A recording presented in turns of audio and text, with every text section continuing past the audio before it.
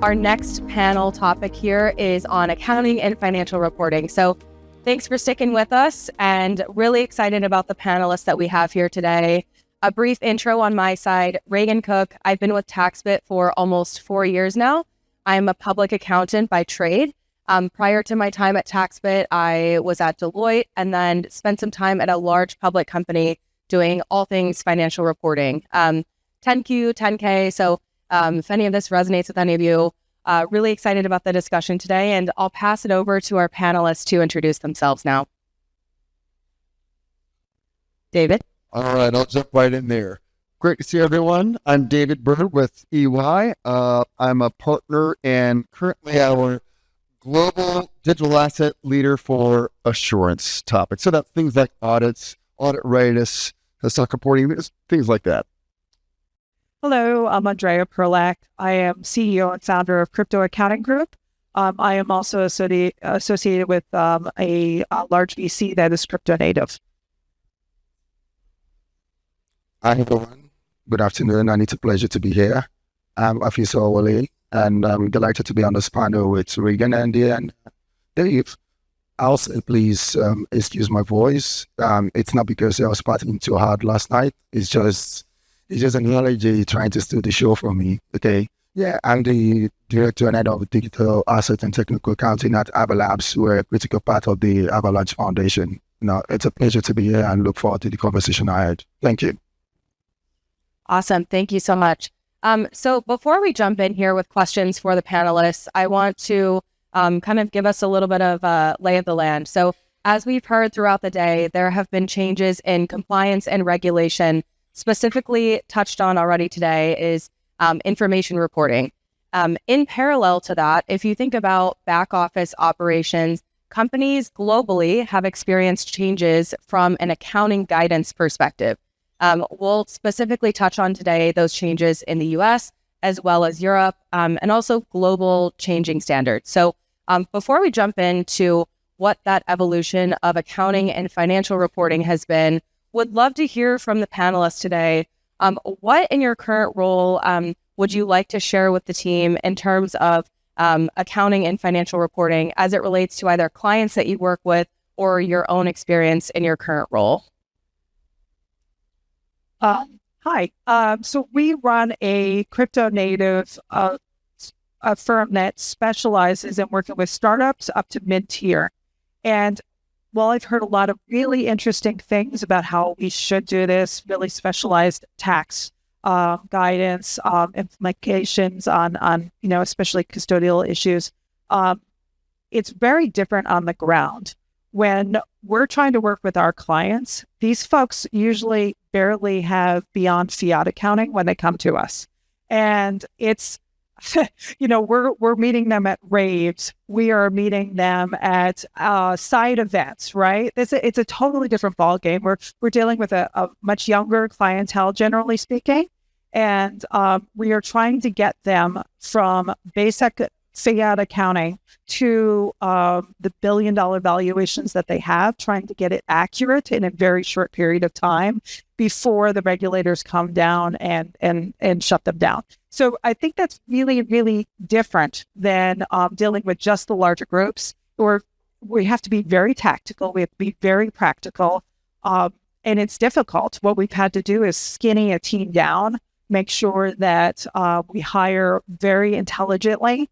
We have programmers on our tiny little team to make sure that we understand our products that we're dealing with these different clients. So I love listening to these wonderful folks talk about their specializations and what they do. But when you're dealing with startups, which is a majority of what we're dealing with in the space, it's a very different discussion. I'd love to compliment this and also express my great disappointment not being invited to these raves. I completely missed the boat on that one.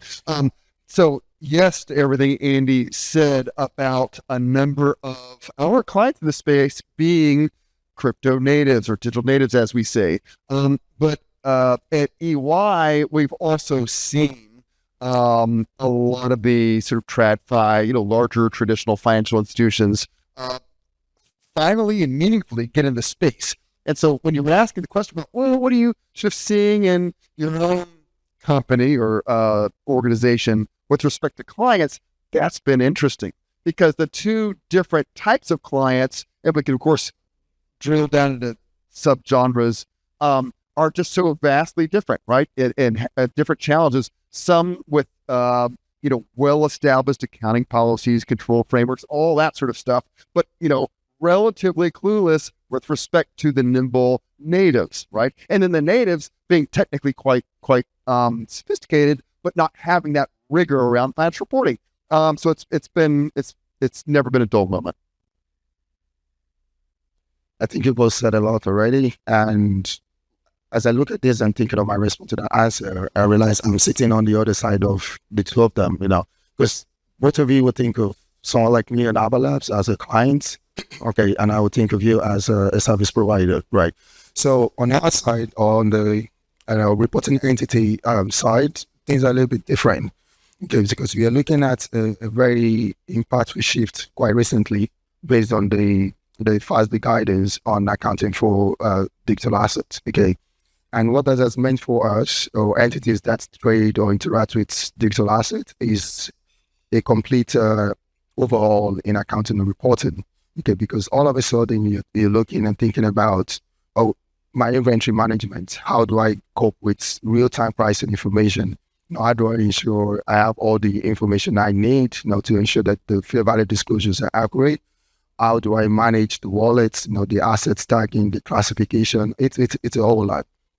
So on the practical side of things, we see things a little bit differently. Okay, we see a little bit of shift. We see progress as well, because we've come from the point where, I say 2-3 years ago, we just didn't know, what's square holes to put in the end and what square pegs to put in the square holes. But right now we're seeing a lot of progress. We're seeing a lot of transition. Standard setters are beginning to pay attention. They are coming up with guidance, and that is really helpful. Now, I say it is not just about, the rules, the guidance have come up. Okay, we are seeing a bit of a exception to the guidance. Okay, and we want to see a bit of uniformity as well. Okay, first we have the scope limitations, because it's not all digital asset as we currently know it. That's in scope of the guidance that we have. And then we have, and then we also have a bit of a divergence between US GAAP and IFRS. Okay, and all of those things, they create an operational drag. David's talked about, you have reporting, but is it working well? They create a little bit of complexities for us when you're trying to assess how to account for digital asset and all of these things. So we want to see, a uniformity in the rule book and the playbooks and how these things get played along. It is very, very important that the rules are evolving. They evolve evenly, not asymmetrically. And that's really going to help people like us in the industry account for the things that do matter. Yeah, thank you so much for that context. For context for the group and anyone not directly involved in the financial reporting at your respective organizations, over the past couple of years, there have been changes in accounting guidance. So in the US specifically, for example, there's been a shift to fair value accounting, which means that companies needed to change how they were doing their accounting and reporting. This same concept applies globally. It also applies when we think about audit readiness. It also applies as we think about stablecoin legislation that is in the works globally. So these concepts that we're talking about, while we use the phrase accounting and financial reporting, this goes beyond that and is relevant when we think about preparing for any form of legislation that requires ongoing or reoccurring reporting. So if we could drill into maybe some practical examples, what have some of those changes looked like from a back office perspective when we think about this accounting and reporting guidance changing over time? Any examples you might be able to share either from your organization or from clients that you've worked with directly? I'll start. We work with a lot of DeFi orgs, and in the United States, DeFi is particularly difficult to the rules that have been proposed are pretty not reasonable. Let's just put it that way. In fact, Trump is actually talking about repealing that like this week. So that's one big change. But our DeFi orgs have had to move across the globe to find regulatory environments that are advantageous for them. So we specifically shop regulatory environments based on the need of the client. So if we have a organization that has a foundation and has a tokenization org, and then needs to be onshore somewhere, we often do like a BVI, Cayman, Delaware C Corp, which is a state in the U.S. Combination. That's one of our typical combinations. For DeFi, we're going out to Panama, we're going to Singapore, Hong Kong. We moved one to Switzerland last year. So we really do have to shop a regulatory environment. And all of a sudden, when the administration changed, when Biden left office and Trump came in, this is, again, not a political comment, but Biden was it was a pretty hostile environment for crypto in the United States. So when that changed, when that shifted, even though we didn't even have rules around what it was going to look like, a lot of DeFi orgs came back or are planning to come back in the United States. We have probably a dozen tokenization projects in works right now as a result of the administration changing. That is suddenly, as of yesterday, on hold because we liquidated 11% of our total value. So everybody's like, okay, we're not going to tokenize today. So everybody's preparing, but they're trying to figure out which jurisdiction they need to be in as a result of the liquidation yesterday.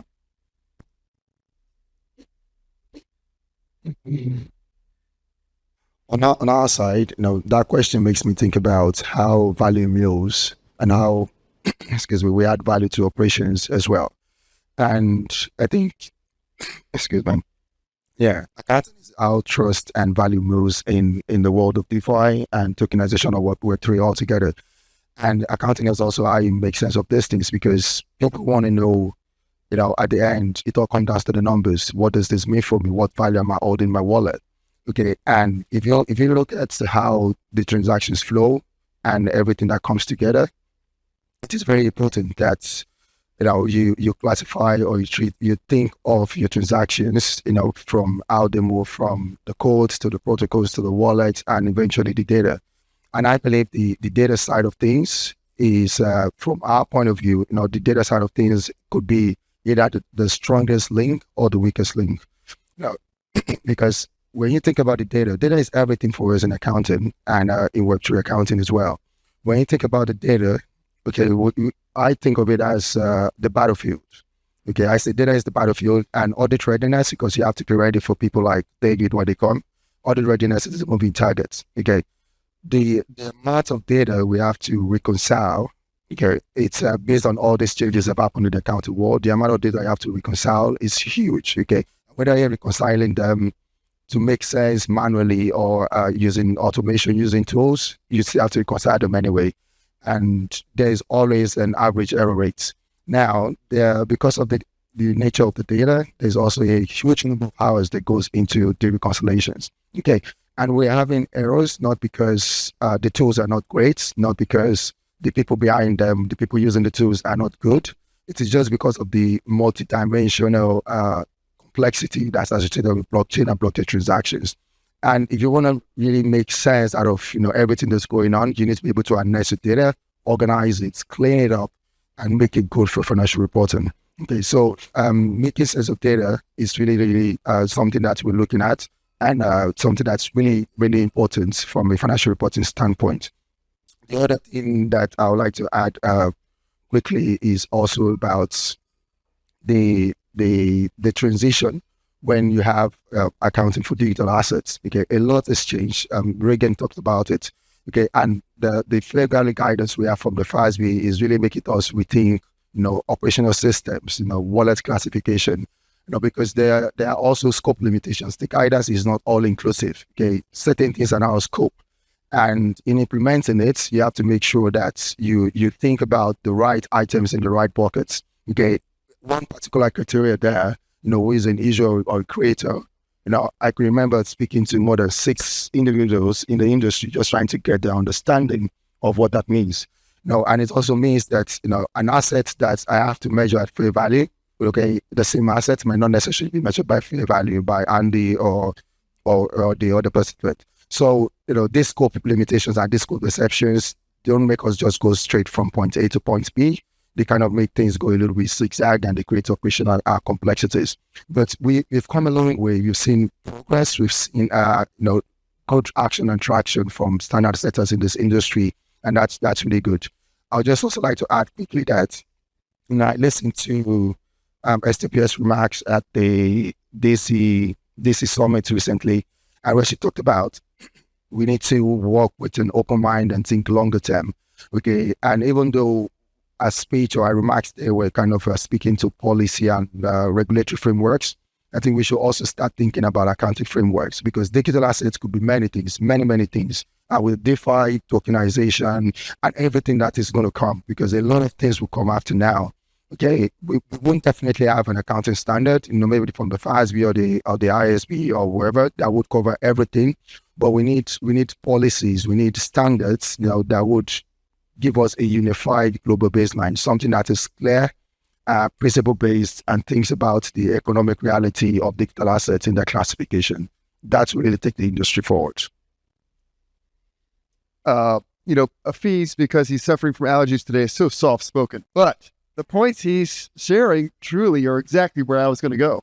Like the first point you listed around the blockchain information, the data, and how do you describe that? As your battlefield? That is a battlefield, and audit is a moving target. Love is a battlefield, but data is a battlefield in this case, right?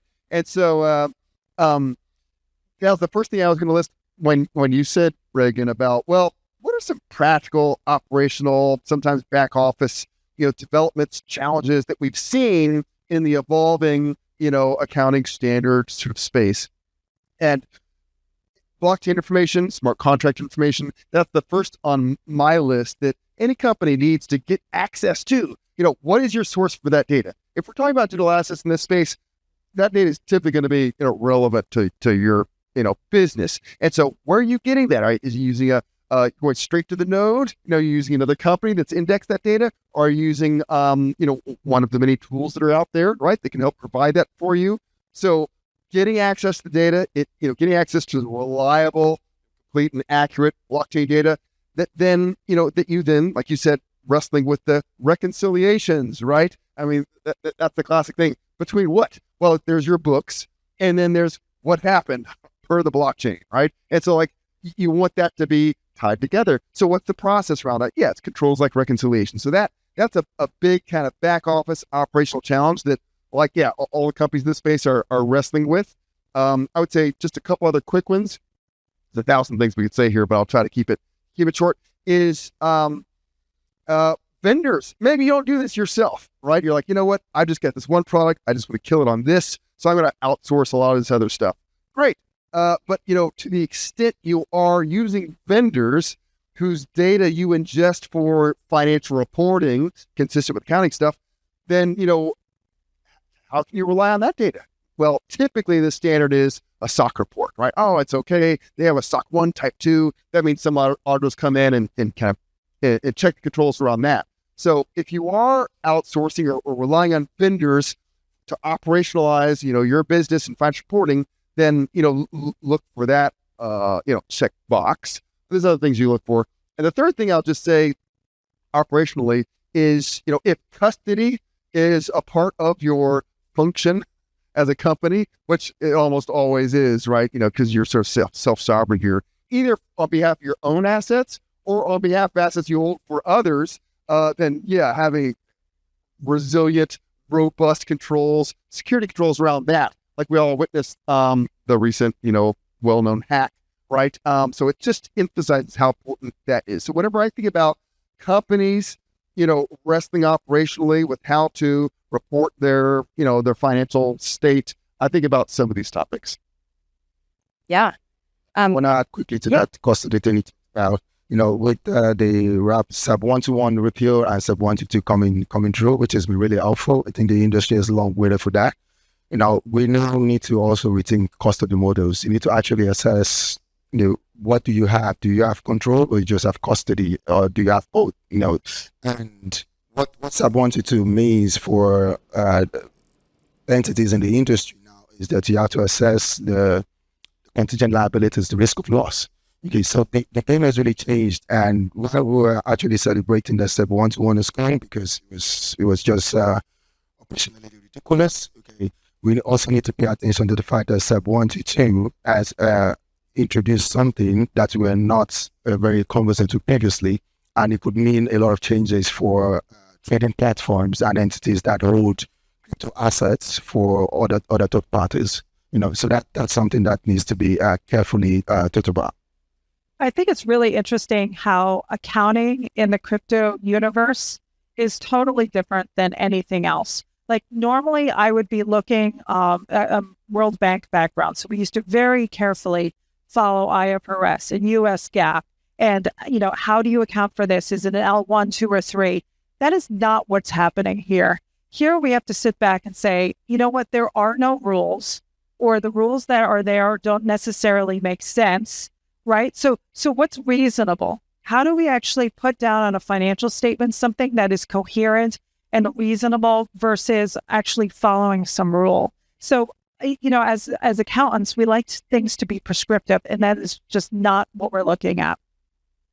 Yeah, no, that's great. And on that note as well, in the same way that Web3 or non-Web3 companies need to do a period end close, whether that's monthly, quarterly, internal and external reporting for the purpose of real-time strategic decision-making, companies in the Web3 space also need to prepare for audits. And this goes for private or public companies. And so on that topic of having a process and consistency and reasoning with the accounting and reporting that a company is choosing to do, what could any of you say in terms of advice or details around audit readiness?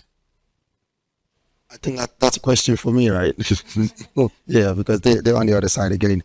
Yeah, I said earlier that audit readiness is a moving target. Okay, you don't want to be caught already. Okay, and in everything you do in Web3, don't just think, I'm going to do it later, I'm going to correct it later, I'm going to come back to it later, because it's all down to the data. And again, the data set is huge. All right. So with every transaction, everything that goes in and out, make sure you kind of target the right way, make sure you're treating it the right way. You're measuring it. The measurement bases are different, and it kind of creates a bit of a nightmare, okay, especially for global organizations. Even if a company has a subsidiary in the US and a subsidiary in Europe, and maybe another subsidiary in Hong Kong, won't be BTC, but they're probably going to be measured, differently. They're probably going to be valued differently as well. So there are overlaps, and like I said, there's a bit of a multi-dimensional complexities because prices are volatile and there's a lot of cross-chain movements that's happening. So paying attention again to the data and how you generate them and how you treat them is very important. Don't save it for later. Okay, that's one thing I'm going to say. The part of audit readiness is have conversations regularly with your auditors. I'm checking in with my auditors, maybe at least once a month. Every new thing that's coming on board, every new transaction that I'm getting into, I check with them. Hey, we have this is how we're thinking about it. What are your views about it? And it doesn't necessarily mean that they will have a different view, or if they have a different view, I'm going to push back. But it is to make sure that you're carrying them along and there are no surprises that should have been, detected earlier on when you eventually have your audit. So after conversations, be very clear, tag transactions, rethink internal controls, rethink systems, asset classification, processes that lead up to financial reporting. Web3 is a different game entirely. What works in TradFi or Web2 does not work in Web3. So everything has to be in lockstep. And again, at the back of your mind, always think about the fragmented standards that we have, and the implication or the overlaps with tax reporting. Okay, because things like staking, airdrops, wrap tokens, they have different treatments on the gap, which is accounting policies, and they have different treatments for tax reasons as well. And even tax treatment varies or differs from jurisdiction to jurisdiction. So there's a lot that we have to consider from an accounting controllership, financial operations, and digital assets point of view when we think about audit. But the key thing is be ready, do it as it comes up. Make sure that you have the right tools, make sure you have the right people, and just get it done the right way. I could also speak to this. Afeez, that was very thoughtful. And it's interesting hearing it from the perspective of the company or organization that has to do this heavy lifting, right? To get ready for this. Sure, the auditors come in, they've got a lot of asks and they do their job, but you've got to do this, get ready for them in addition to all the other stuff. And, I would say it's a good sign of the health of the industry that probably every other day I at EY get a request for an audit. You have financial statement audit. And, it's not like they're only coming to me. There are a lot of other audit firms out there. So it just speaks to the sort of volume and the need. I get a lot of requests. Hey, do you do stablecoin attestations, things like that? So yeah, we do all of these things, but we also do audit readiness. And I mentioned the kind of the volume because not all of these clients that realize they need an audit are ready for one, right? We talked about the sort of TradFi shops versus the natives, the more sort of, digital native, crypto native sort of shops. You need one, but it is no trivial task to get ready, right? I'll hop on the phone and I'll say, great, let's just go down a list, see where you are, right? Okay, well, do you have an accounting and finance function? Like, do you have people like Afeez to do this? Because very often they don't. It's all right. They just started. They've got a product. Now they're off the races, but they don't even have anyone to do this. Maybe you outsource it. It's another option. Okay, great. Do you have any sort of accounting policies written down about how you're going to account for, like we talked about, fair value and other things like this, right? Oh, yeah, I guess we need that. Yeah, you probably do, right? So that across a whole bunch of other things that you do. What about what about all these sort of controls and processes that we always see? Like, oh, okay, financial statement close process. Maybe you're an exchange, you got a trade function. All these processes, your developers might have done an amazing job of structuring this and even having controls in place. But have you actually documented any of that? Right? It's a whole other exercise to do that. And I'm not saying this, of course, to overwhelm anyone that's just getting started. It's great, get in there, build things. But there's a lot that you need to put in place even to be ready for an audit. So when you say, Reagan, like, oh, let's speak to audit readiness. Yeah, that is a lot. You have to do a lot. The folks that offer audit readiness help have to do a lot. It's quite a bit. But the good news is you can absolutely get there because many, many shops in the space receive clean audits every day. I'd like to add to that. The accounting status quo is a bit of a challenge. Okay, so some of the things you see, partly because some entities will never actually be ready. Okay, you say the auditors are from the readiness. Some of the things you see could be maybe just due to business hurdles. Okay, but some could just be sheer negligence. All right, but I like to say that accounting as it is a bit challenging in Web3 and crypto in general. Because right now what we're doing is, we are stitching policies and legislations and, US GAAP, IFRS, tax codes. We're stitching all of that together like a financial patchwork. And they say that there's no rule book. We really don't know where all of this is going, but we have some clarity and we know we're moving. Okay. And that creates a lot of challenges for us. We talk about challenges, also talking about the solutions. And the solution is what I said earlier. Let us have clear principle-based standards, things that will make things very easy to understand, very easy to follow. I'm an accountant, okay, and I do not want, if I'm working with my team, month-end close, we want to make the numbers make sense for our stakeholders, for the board, the C-suite.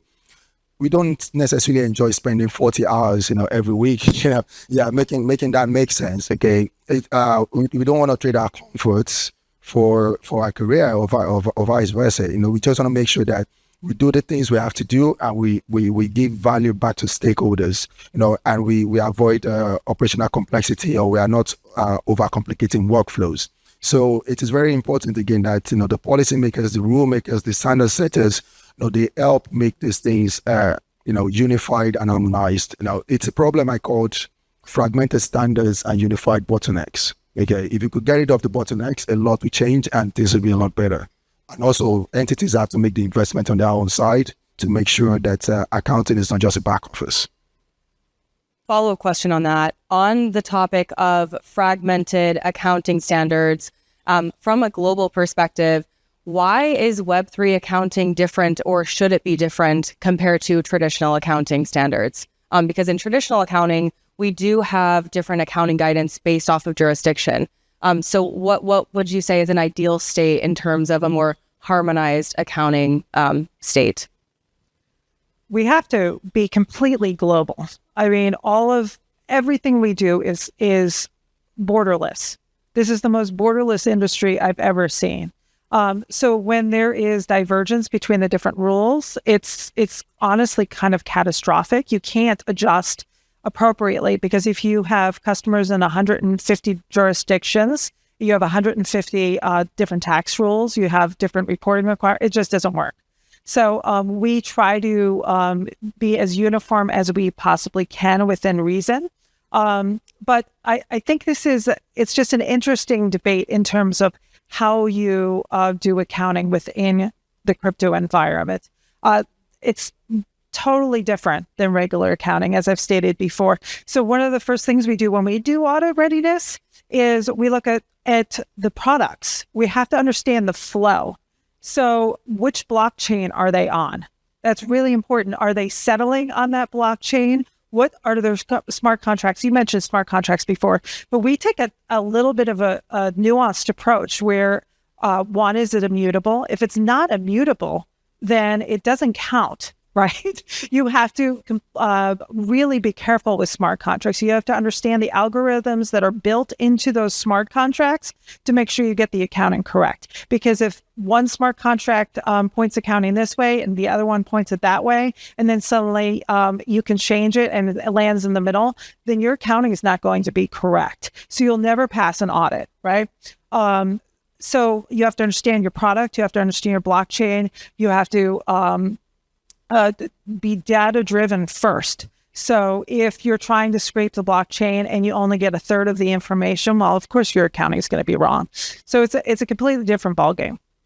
I'd love to not get in front of you to confidently proclaim all the current accounting standards out there for crypto, but what we might share is a little perspective about the process of accounting standards changing, right? There's guidance that comes out, which is very helpful for GAAP and IFRS, and you might do this, give the correct framework. But like when do accounting standards change? Usually a critical mass of companies, usually public companies, are all engaging in a particular activity, right? Enough to where the standard setters take a look and they see so much diversity in practice that, you know what? We think the benefits of changing the accounting here outweigh the cost of doing so. And it's, you might think, well, what's the cost of changing accounting standards? Well, you're right.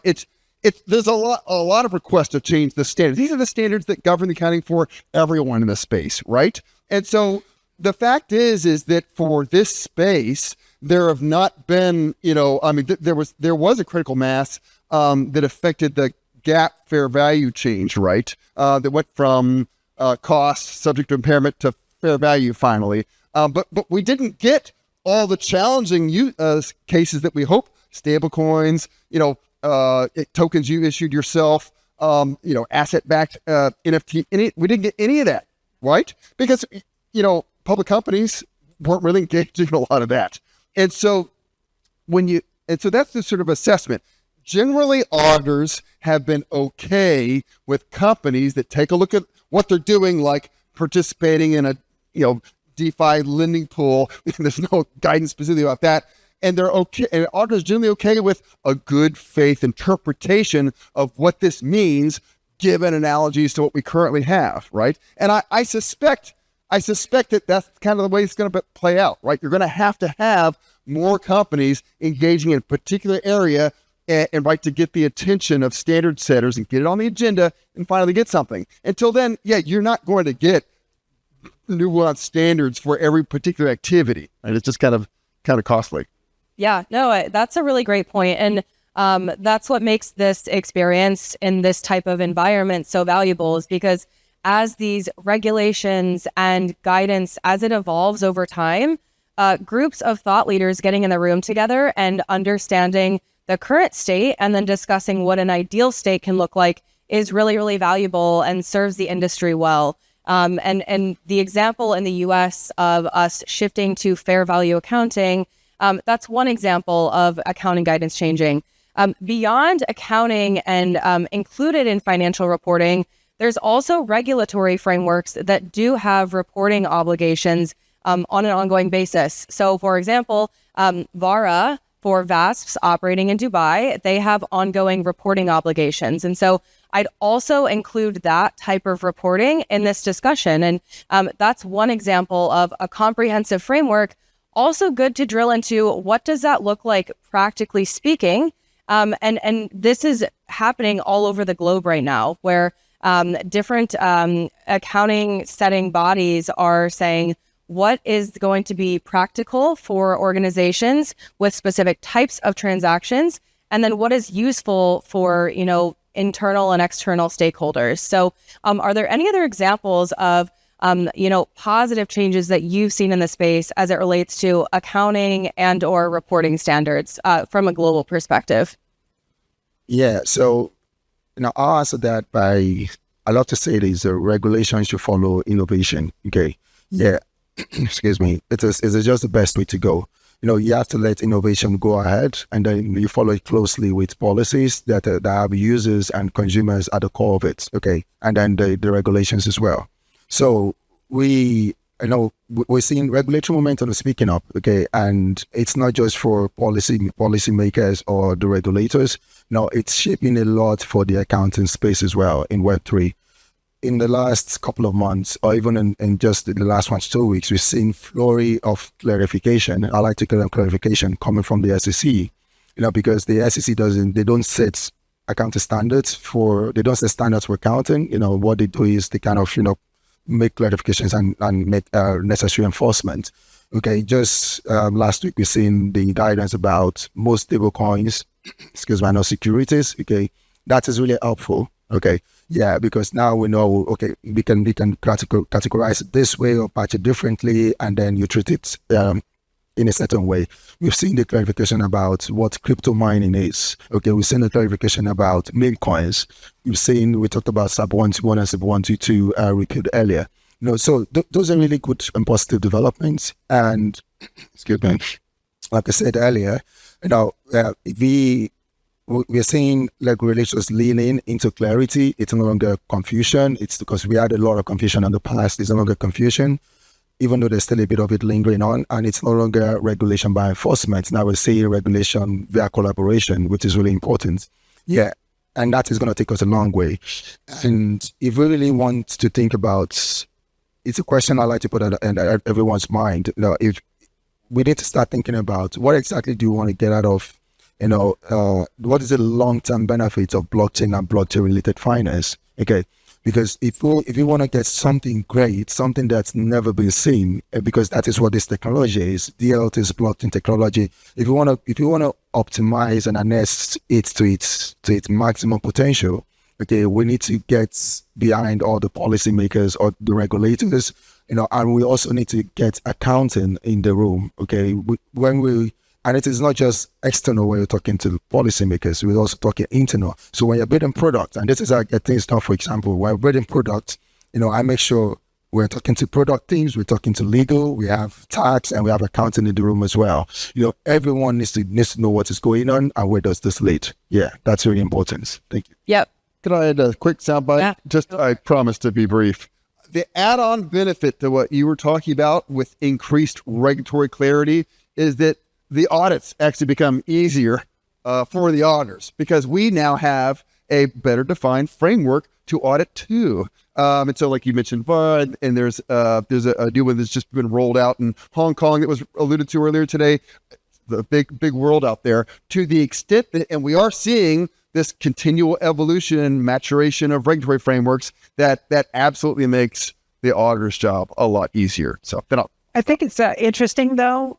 I have zero expectation that regulatory environment will ever keep up with this industry, because our tech is going faster than, ever in history, right? So as these things roll out, I wouldn't want to be a regulator. Somebody said that earlier, right? This is really tough to regulate. And they're not there. Mika was a great start, but it hasn't evolved with the space. And I thought your point was really great about how the regulation is aimed at publicly traded companies. It's not covering the non-publicly traded companies yet, or not as much as it should, right? So we have to be comfortable as accountants to do the best we can, document the hell out of it, and make it reasonable. Make sure you can explain to an auditor why and how you did your accounting. Awesome. Yeah. On the note you were saying, Afeez, about looping in the rest of the internal team, quick question for the audience. Who in the room here is in an accounting or finance role currently?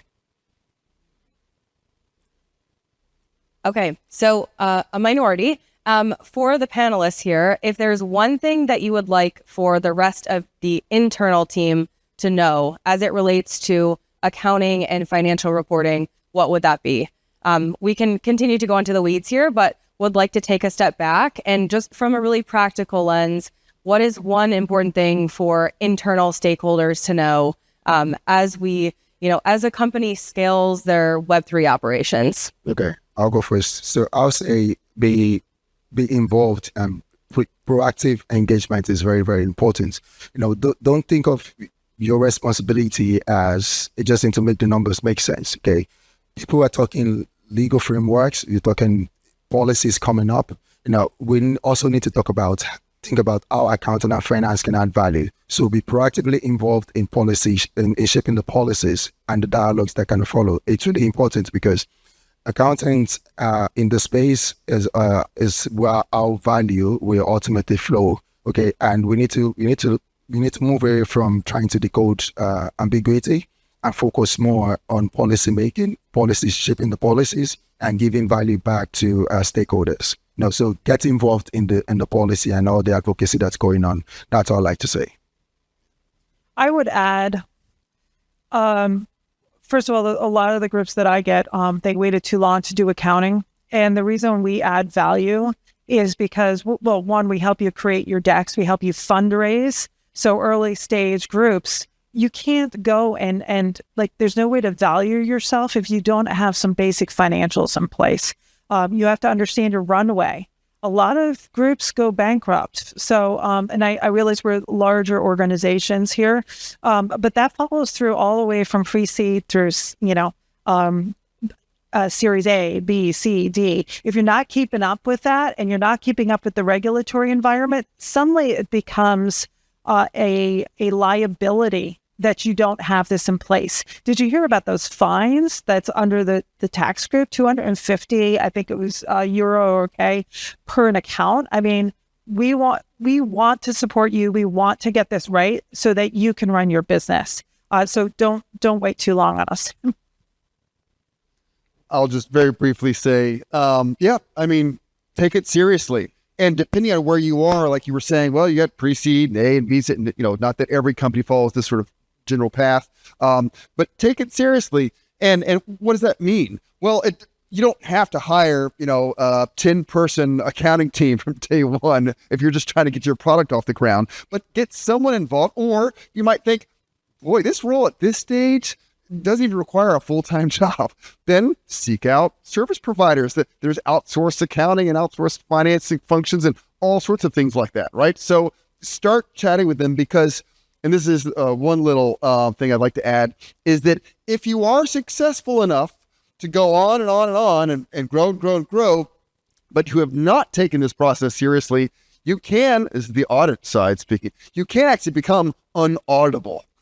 And what does that mean? That means that you've been around for so many years, you finally decide, because you absolutely have to have one now, bring in an auditor, and they have to go back how many years to validate that, this wallet had this many coins and is valued at this, and let me evidence to you how we controlled that. It could be just impossible to start out with those opening balances. So just get some process in there, some vendor to help you get get that documented, track that data like Afeez was saying, like that's what you need.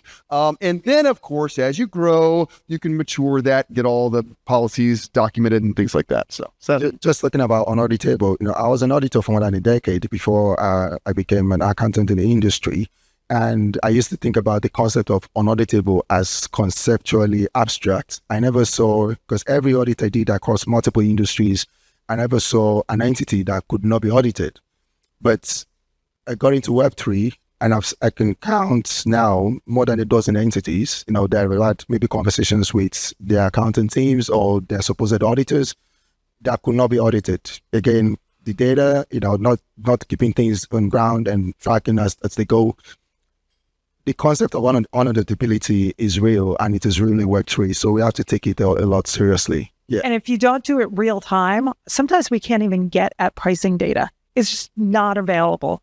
It's you're doing peer-to-peer transactions. If you didn't record it when you did it, try to recover that data 3 years later. It's like, no way. But that you did it 2 weeks ago, you're like, oh, wait, hold on a second. I can just divide some numbers and come up with that. So at least we have a reasonable way of going forward. And don't forget to get your partner a ticket to the rave. That's the most important part. If you... Not your audit partner, but perhaps some other service provider. We have to be independent. You let me know if this is allowed, but I've got a sort of pricing accounting standard topic I was hoping to sneak in. 1 minute. Okay, 1 minute. Here it is. You know how we were saying clarified regulation really helps us in accounting and auditing, all that stuff? So too does just the development of the market itself. So, for instance, and I know you're tracking me, so I'll be careful, right? Is that how do you value, according to fair value, assets in this space? Well, you have to pick a principal market, and that can vary. It can be quite cumbersome to do that. You typically can't just point to an index. But that was mainly because, I think, and I've been chatting with some colleagues on this, because there was a lot of arbitrage between markets initially. Markets are very fragmented. A given industry participant doesn't have access to all these markets, right? And so what's the value of these as of 12/31? Well, it's this market in particular. Now we are evolving and developing it. And for the highly traded assets, I would like to see, not that it's up to me, I would like to see the standard evolve to accommodate reference to an indexed price. I think it would be more practical. I think, honestly, it would be more useful to the users of the financials for those. Now, of course, that is not the standard, but we've seen that for foreign currencies, for exchange-traded derivatives, things like that. I would love to see that change. And we're working with foundations, so like the Solana Foundation. So if pricing, there is too much of a discrepancy between one and another price on that particular moment, these foundations are recording their own pricing now, which is really, really helpful. Not all of them, but we're moving towards this. So as that market develops, we can argue to the foundations that this adds value. So keep talking to whatever blockchain you're on, whatever products you're doing, keep talking to them about making the space more defensible and give us more legitimacy, because as that legitimacy rises, we're all going to make a lot more money. Just quickly on my side, you talk about making the space more defensible, stopping arbitrage. Excuse me. One of the things I'm working on, which I'm very excited about, is actually, the world's first fully encrypted exchange. Okay, and it's called Enclave Markets. Right, it's a subsidiary of Avalanche where I work, and I work at the fractional controller for that because it's not scaling yet, so we don't need a full-time staff. So I oversee that. And we've designed it in such a way that it brings unprecedented privacy, security, and fairness to digital asset trading. Again, no one is front-running prices, no arbitrage. You don't know what's in the order of the books. I would advise everyone to check it out. So that's we're actively working to solving some of the problems you just highlighted. Yeah.